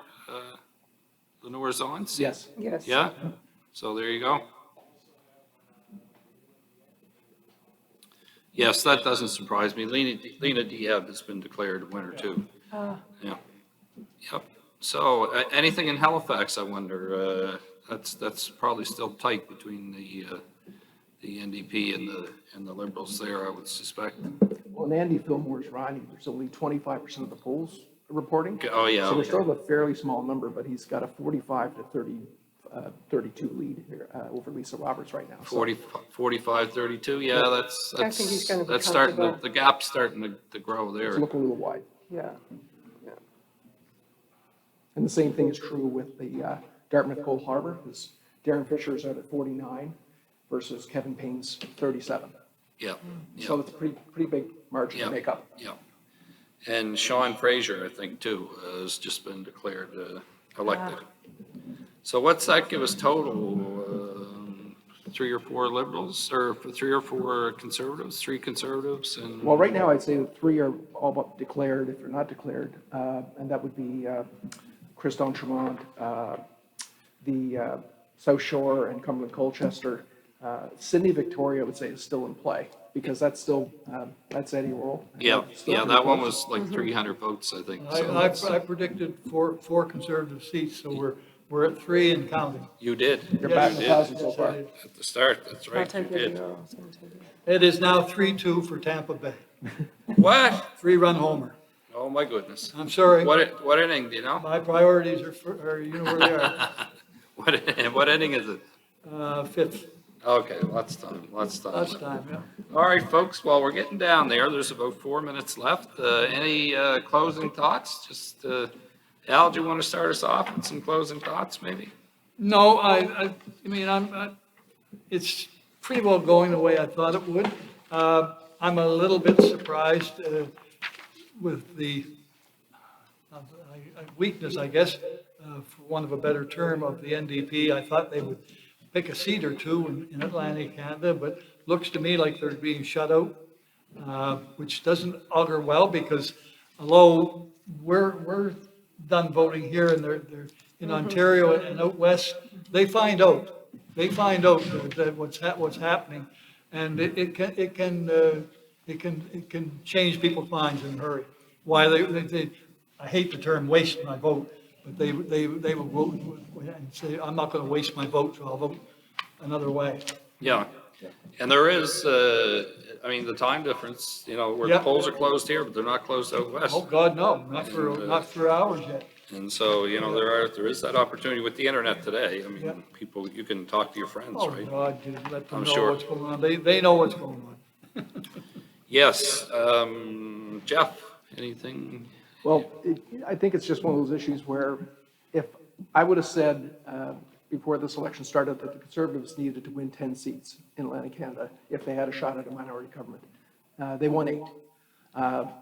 So the Liberals, my question to everyone, I guess, is just to say, what happens if the Liberals win a slimmer minority than what they went in with?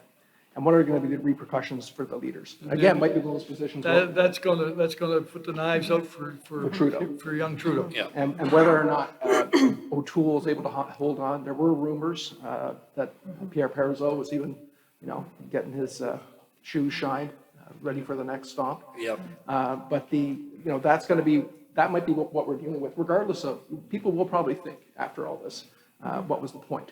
What was the point? Yep. Especially when we had a minority government that, for all intents and purposes, was working, Seemed like it was. right? Yeah, That's that's the right. frustrating part. Yep. Yeah, to lose more seats, call an election and lose more seats. I know that he thought that and his, people around him thought that they were going to get a majority out of this. And for him not to get that is going to be really hard for a lot of the party people to swallow and a lot of Canadians to swallow, let's face it. I was hoping we hadn't called the provincial one, he didn't call until the provincial one was over, because I think calling it actually had a great effect upon the provincial one. I will give you the rallying cry, the Conservative rallying cry tomorrow. We told you it was a waste of money. Oh, yeah, that's going to be for sure. Yeah. Well, look, we only have a few seconds left here. I want to thank you all for being here tonight, Jeff and Donalda and Al. It's been a pleasure. being here. And Michelle and Craig, thank you very much. Thank you, Jim Robson, the chairman of the CIOE, for putting this on. It's just fantastic to be able to be here and to have this discussion. Thank you to our technical director, Russell Gross, and to our technician, Andrew Crawford, and to Ron James, our newsman. It's been a wonderful evening, folks. Thank you so much for listening, and please listen in again. Thank you.